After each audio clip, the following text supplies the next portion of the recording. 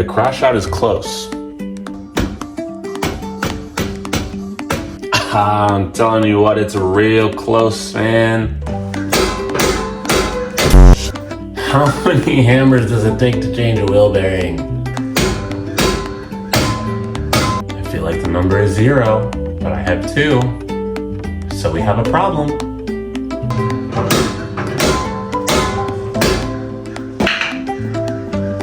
This shit won't come off. JayStayCruisin.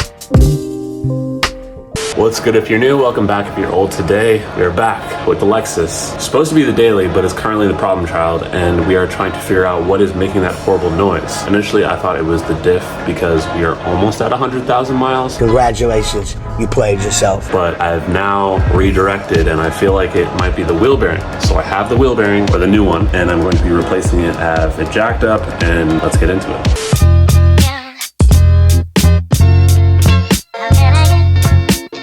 In other news, this is post-girlfriend birthday date. Another one bites the dust. I don't know. I don't want to raise the car, but this is ridiculous. What do you have to say? Let the chat know. Maybe I have to take the The door? door off. Just hold the door down. What? Come here.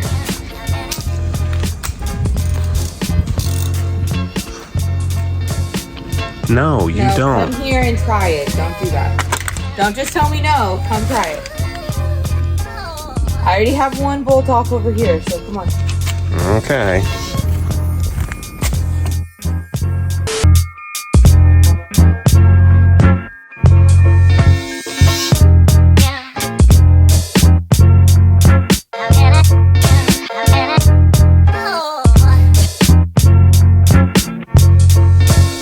So after much effort, it takes a 17 to get the bracket bolt of the brakes off. So we got the bottom one out, top one is next. And then once that's out, we should be able to just knock off the rotor. We might have to hit that with a hammer a few times. But we're close, almost to the hub. Minor speed bump. The rotor won't come off at all. I've gotten the bolt out for the axle. We've gotten the brake caliper off, but the rotor is jammed on there, and we can't get to the hub that we need to replace the wheel bearing on without taking that off. I don't know how I'm gonna do that, but I will get back to you when I figure it out.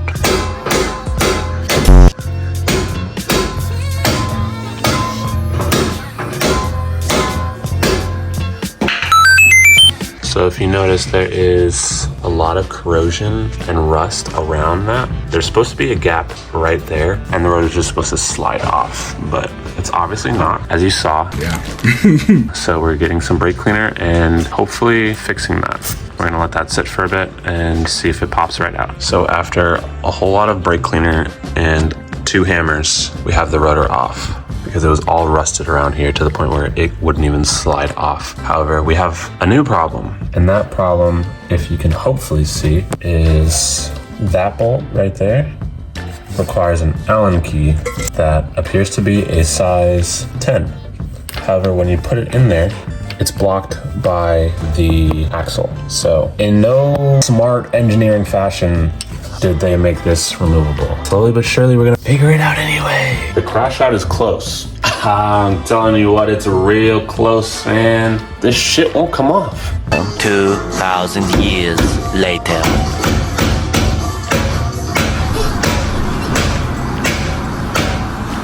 Are you serious right now, bro? So can you turn that one? Mm-hmm. No clunky.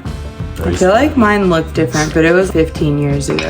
It's been I think 84 there's years. like different versions of it, and I know that the ones that I've had to pull off before, Are like little things inside of it. there's this bearing, you have to like knock it out or press it That's out. what I remember. So I remember something inside of here. That's why my dad was taking this, And it would trying to get pop it to come out. I guess this is how they do it now.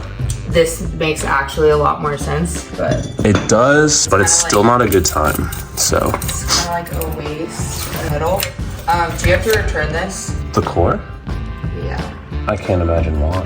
Well, because I forget if Napa does it, but I do know that most of them make you return these for like a discount or whatever. Oh, O'Reilly does, but I think it's just for certain parts. So really this ring behind everything, and I'm not a fan of it, so I'm gonna take it the fuck off. Do you need it though?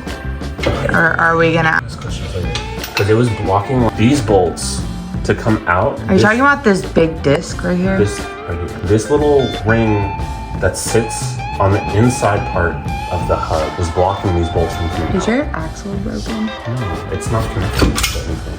Good. The hub goes on top of this. No, right here though. That crack? No, so this bolt, with a lot of cars, what they'll do, especially with, like, I don't know if you've seen the single, I forget what they're called, but the single mounted. The Center lock, that's the one. On center locks, you'll have a bolt like this, but a lot bigger, and you'll have a pin that goes through. For this, you tighten it down on the axle, and in that little divot, you hammer this in, and it keeps it from backing in or out once it's tightened. This must be a JDM thing. I assume so. I don't know. Well, center lock hubs are pretty specific to Euro cars, so I have seen some JDM center lock, but not. The center locks that I've seen, it's definitely an aftermarket situation that they did on JDM cars specifically. So I changed my mind, not taking it off, gonna do the right thing. I'm so blah, proud blah, of blah. you. The next thing that we're gonna figure out, because I'm hyper fixating on it, is where is this car actually from? I think it was a lease and the person initially leased it in an area that it snowed, because the math does not math. Like, that is I'm also not sure. a lot of rust for a car that's supposed to be from Georgia. Mind you, this car normally sits only like 1.5 inches off the ground, so you can't see under it anyway. But this doesn't turn very easily. So I pulled these out by myself today. And I'm gonna switch them for something that's gonna be put up here. Jay saw. I sent them to him. He doesn't disapprove. And they're black. They match the interior. So they match the interior that I'm going to get. Still working on sourcing the headliner, which is going to be more difficult.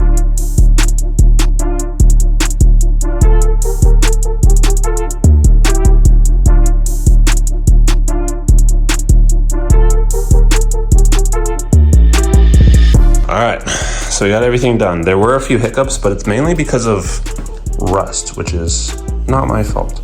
Aside from the rust, we have this bolt. It's the axle bolt. I'm not too worried about it. It did get a little stripped in the hammering process. However, we got everything back on successfully, and all we have left, things like that hub-centric spacer, this little plug thingy that does nothing for all I know and doesn't want to go back in. Throw the whole car away. Joking. I'm joking. Kidding. Anyways, the wheel is going back on, and then we're gonna test drive it and make sure it's not making that little sound. It was like a weird whine, not really a clunk like I would typically expect from a wheel bearing. So anyways, test drive. Let's see how it goes.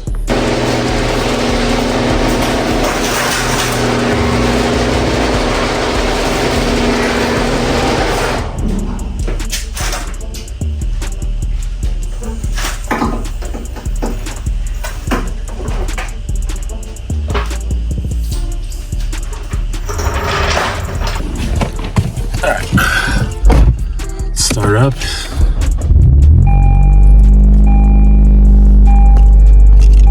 We should be able to hear what we heard before right away. Hopefully.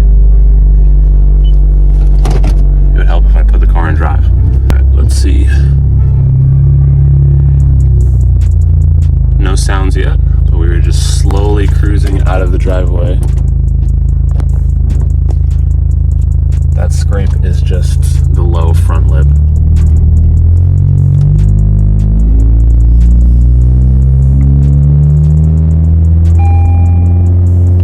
Everything feels good so far. I grab you by your neck, you get another cut and another cut. It looked like the seatbelt won't work and I'm trying to buckle up. Let's turn this up. So before I could hear it pretty immediately, I don't hear anything right now. Hopefully you guys don't either.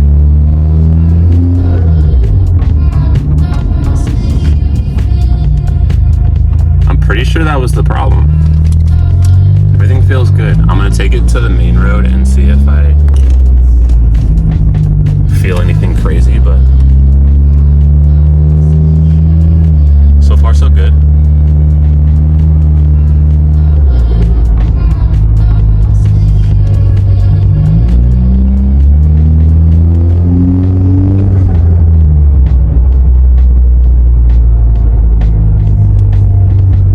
I hear a slight noise. I don't know if that's placebo or what.